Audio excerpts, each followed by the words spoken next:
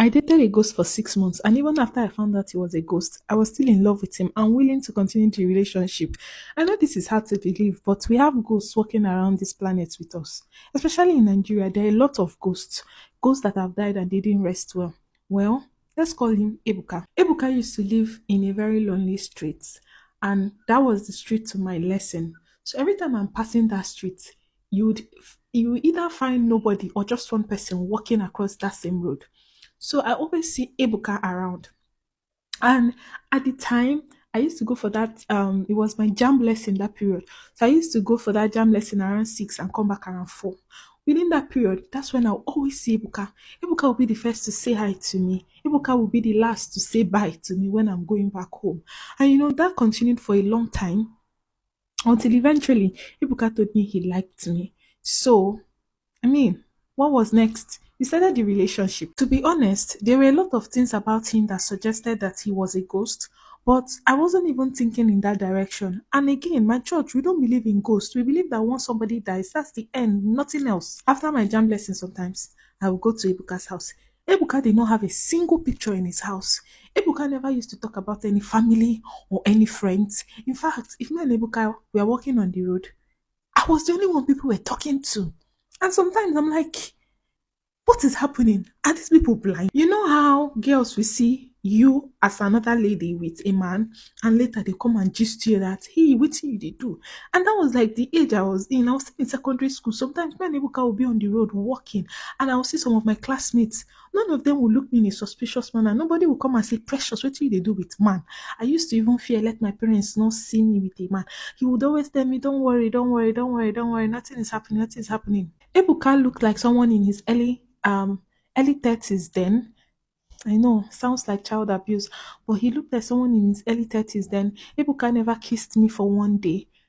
Ebuka never hugged me for one day. He would tell me that he doesn't want to take advantage of me, that he's waiting for me to clock 18 because I was around 17 and few months then. He never did any of that with me because he said he was waiting for me to clock 18. I never knew that he had reasons why he wasn't doing this. Ebuka did not used to snap any picture with me. And it's not like I had like a big phone. I was using a Nokia C3. That was like the phone raining that time, and my elder sister got it for me. So you know how with the small tiny screen, I'd be excited to want to take pictures with my boyfriend. Ebuka was nothing that he wasn't even of that life. Whenever I bring the phone, guy, let's take pictures, he'll run away. Do you understand? Ebuka was older. Ebuka did not used to go to work. Ebuka was very like when you enter Ebuka's house, it will be giving mortuary vibe, mortuary standard, very quiet. He didn't have a lot of things. Guys, I think I'm getting scared. He'll be making statements like, I came to this earth for a mission. I'm on a mission. I'm on a mission. I will soon go back. I say, you soon go back. Go back where? Go back where? Strange, strange statements. I'll soon go back. My work will soon be done. Things like that. I'm like, what do you mean by your work will soon be done? Luca was very, very mysterious. One very good afternoon, I was in front of Ebuka's house on my way to the jam lesson. And guess who I saw coming back from work? My mother. I saw my mom approaching. I could not even hide. Like, this was my mom, this was me. Immediately, I said, good afternoon, ma. I just knew I was going to die. My mom was like, what are you doing here? I said, I'm going to jam lesson. Then why are you standing at a spot? Because I was talking to Ebuka in front of his house on that lonely road. I said, hey, I'm going now, I'm going now. She said, okay. So I'm like, okay, this is weird. My mom did not shout at me. I'm like, okay, maybe when I get home, I was already prepared for what will happen. She's going to tell my dad he was going to kill me. So I could not concentrate all through that lesson. When I got home, my mom did not say anything. I even had to now meet her. Mommy, hope you're not angry. Oh, I can explain. Oh, he's just my friend. I was sounding like somebody that was mad. My mom was like, what are you talking about?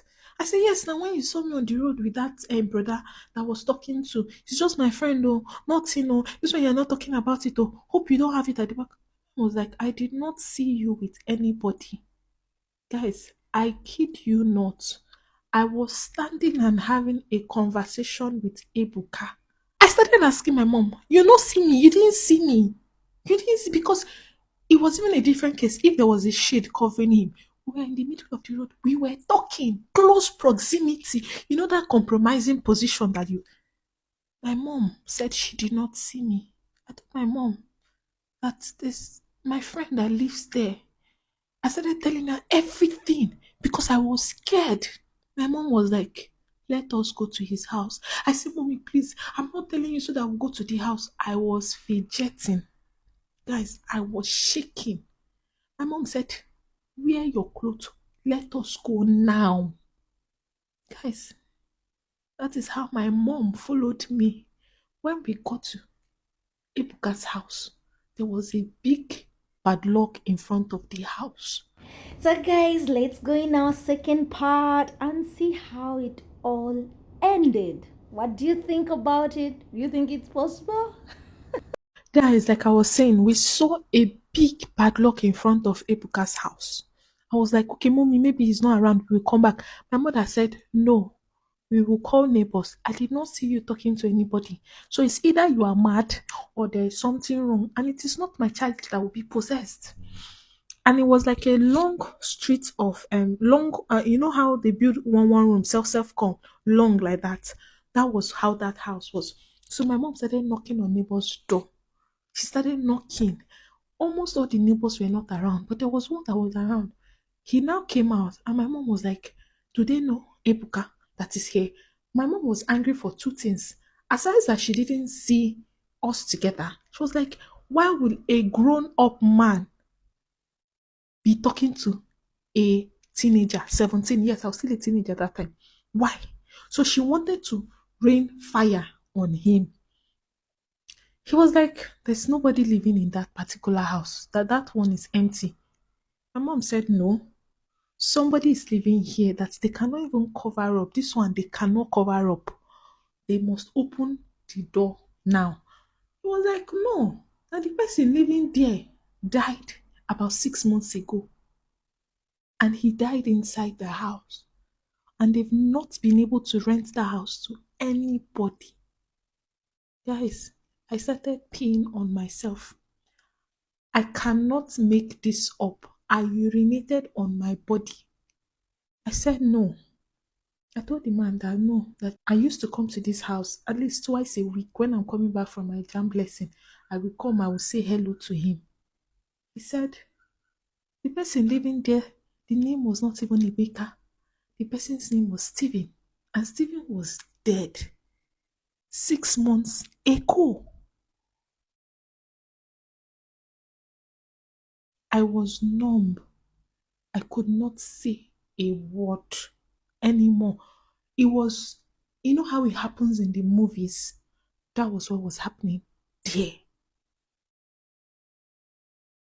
Finally, we got permission. They were able to break the door. They broke the door and it was an empty room. Empty. Empty. No bed, no mattress. Nothing was inside that house. Nothing. I'm even having chills as I'm saying this story because this is an experience that I would never forget. Nothing was inside that house. If I tell you the numerous deliverance session they took me to, they took me. My dad was praying and casting and binding. I never saw Brother Emeka on that road. I never followed that road till we packed out of that street. I never followed there. I have never seen him. Nothing.